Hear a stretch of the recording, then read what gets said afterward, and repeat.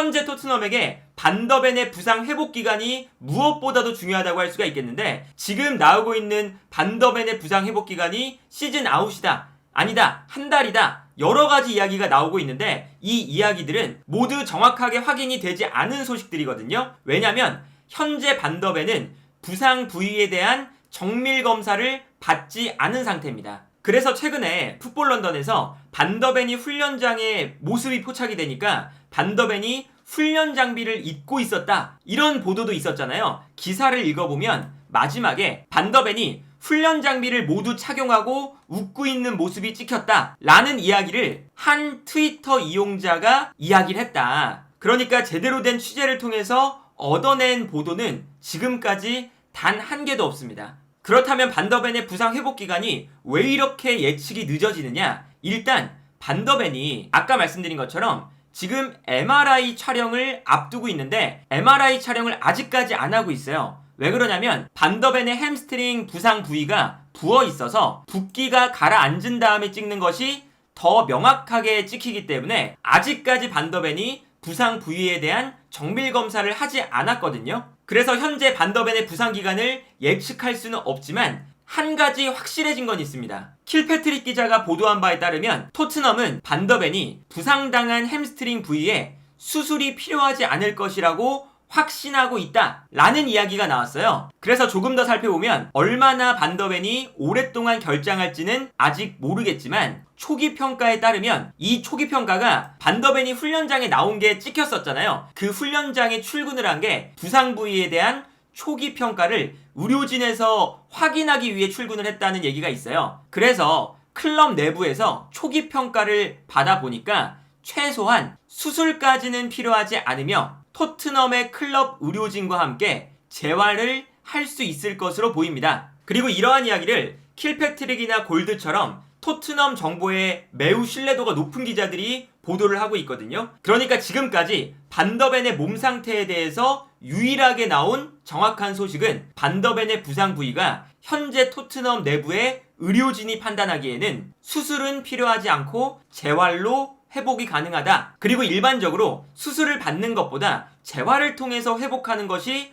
훨씬 더 부상 회복 기간이 짧을 때가 많기 때문에 지금 반더벤의 몸 상태가 수술까지는 필요 없다 라고 이야기가 나오는 것 자체가 토트넘 입장에서는 그나마 다행이다 라고 할 수 있는 부분이고요. 다만 지금 반더벤의 부상이 최근 이강인 선수가 햄스트링 부상을 당했을 때 3주에서 4주 정도의 부상 회복 기간을 가졌었잖아요. 그런데 아마도 지금 반더벤의 부상 회복 기간은 그것보다는 길 것으로 예상이 돼요. 그래서 반더벤의 부상 회복 기간이 최소한 한 달 이상은 갈 것으로 예상이 되는데, 지금 토트넘에서 반더벤이 빠졌을 때 가장 우려가 되는 지점들은 뭐 여러 가지가 있겠지만 뒷공간에 대한 그런 위험성, 그리고 빌드업에 대한 그런 불안함, 그런 후방 지역에서의 문제점도 있지만 여기에 더해서 더 심각한 문제 중에 하나가 전방 압박에 대한 문제거든요. 특히나 이번 시즌에 포스테코글루 감독이 부임하면서 전방 압박이 토트넘의 컨셉으로 너무나 명확하게 자리를 잡았잖아요. 그러다 보니까 최전방에 있는 손흥민 선수를 중심으로 상대 골키퍼가 볼을 가지고 있을 때부터 압박이 시작됩니다. 그리고 여기서 토트넘이 전방 압박을 할 때 훨씬 더 좋은 퍼포먼스를 보이는 구간이 오른쪽보다는 왼쪽에서 조금 더 좋은 압박이 만들어질 때가 많거든요. 그래서 손흥민 선수가 오른쪽 측면을 막아 세우면서 상대방 골키퍼가 토트넘의 왼쪽 측면으로 패스를 보내는 것을 유도하고, 이때 왼쪽 측면에 있는 선수들이 순간적으로 압박을 하기 시작하죠. 근데 여기서 앞쪽에 있는 선수들만 압박을 하는 것이 아니라 수비 라인에 있는 선수들도 같이 올라와 주는 것이 전방 압박이 가장 중요해요. 왜냐면 상대팀 입장에서도 전방 압박을 당할 때 후방에서 풀어나오는 것이 어려우니까 위에 있는 선수들이 이 공간으로 내려와서 볼을 받거든요. 근데 이 공간으로 내려올 때 수비수들이 과감하게 전진해주지 않으면 전방 압박이 안 되고 내려오는 선수에게 패스를 보내주면서 상대팀이 편안하게 탈압박을 할 수가 있겠죠. 그리고 여기서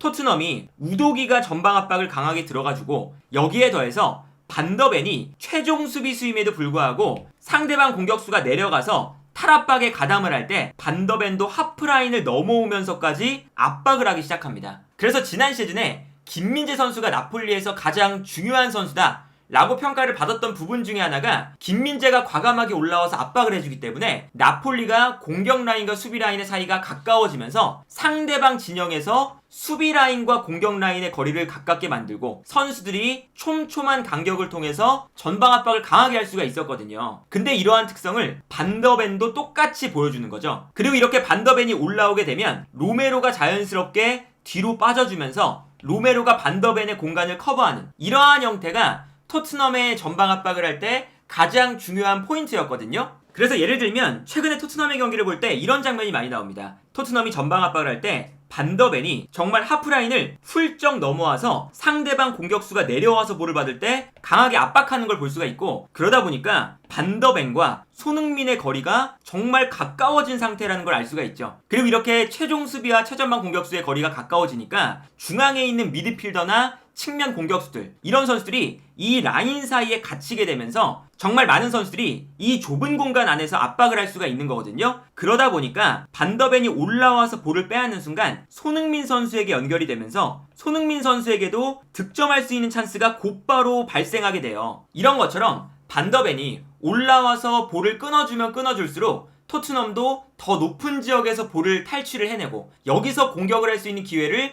더 많이 얻을 수가 있는 거거든요. 그리고 아까 말씀드린 장면이 바로 이런 장면입니다. 손흥민 선수가 압박을 할 때 상대 골키퍼의 한쪽 측면을 가로막으면서 압박을 하죠. 그러니까 이거는 상대방 골키퍼에게 한쪽 측면으로만 패스를 할 수 있도록 하나의 벽을 만들어주는 거거든요. 그리고 이때 손흥민 선수가 한쪽을 가로막아 세우니까 어쩔 수 없이 한쪽 측면으로 상대팀은 패스를 하게 되는데, 그 순간 뒤에 있었던 메디슨이라던가 히샬리송, 이런 선수들이 손흥민의 움직임에 따라서 한쪽 측면으로 달려나가고 있습니다. 그래서 이 다음 장면을 보면 상대팀의 패스가 토트넘의 왼쪽 측면으로 나가는데, 이때 손흥민을 비롯한 메디슨, 히샬리송, 그리고 사르, 이런 선수들이 모두 다 한쪽 측면으로 와서 압박을 하기 때문에 완벽하게 한쪽 측면으로 상대를 몰아세우는 걸 볼 수가 있죠. 그리고 여기서 상대팀이 압박을 받으니까 앞쪽으로 패스를 보내줍니다. 그런데 이 다음 장면을 보면 상대팀이 토트넘의 압박에 몰려서 위에 있는 공격수가 내려와서 볼을 받아주려고 하고 있거든요. 그리고 이때 내려오는 선수에게 패스를 보내주고 있죠. 그런데 그 순간 내려오는 공격수에게 반더벤이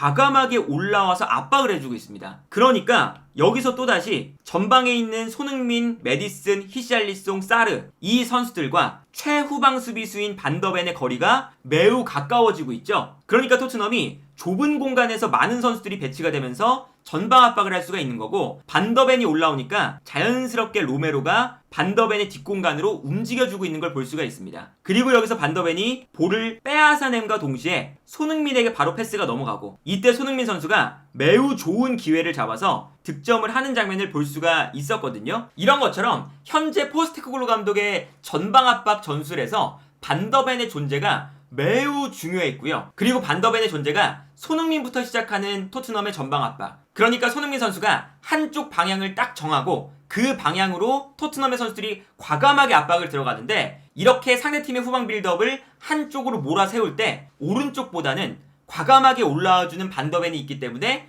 토트넘의 왼쪽 라인이 훨씬 더 압박이 좋았었거든요. 그런데 이 역할을 과연 반더벤 대신 나올 것으로 가장 유력하게 예상이 되는 벤 데이비스가 반더벤처럼 올라와서 상대방을 과감하게 압박할 수 있을 것이냐, 그리고 과감하게 올라온다고 하더라도 벤 데이비스도 풀백을 뛸 수가 있으니까 과감하게 올라오는 것까지는 할 수 있는데, 여기서 만약에 볼을 빼앗지 못한다면 상대방의 돌파를 허용하는 순간 괜히 올라왔다가 뒷공간을 허용할 수 있는 위기를 초래할 수가 있잖아요. 그렇기 때문에 과연 벤 데이비스가 이 역할을 수행할 수 있을까? 그리고 벤 데이비스가 아니라면 에메르송 로얄이라던가 호이비레가 나올 텐데, 이렇게 전방 압박을 생각을 해본다면 오히려 벤 데이비스나 에메르송 로얄보다는 호이비레를 센터백으로 출전시켜서, 호이비레가 원래도 중앙 미드필더 라인에서 압박을 하는 것은 워낙에 잘하는 선수다 보니까 아예 올라가서 압박을 과감하게 하는 역할로 반더벤의 역할을 호이비에르에게 주면 어떨까 하는 생각도 들긴 하거든요. 그래서 이 반더벤의 이탈은 토트넘으로 하여금 기본적으로 수비 뒷공간에 대한 문제도 유발할 수 있지만, 토트넘이 이번 시즌에 공격적인 축구를 한다고 평가를 받는 그런 부분들이 결국에는 전방 압박을 통해서 나오는 거다 보니까, 과연 반더벤이 없을 때 전방 압박이 반더벤이 있을 때만큼의 퍼포먼스를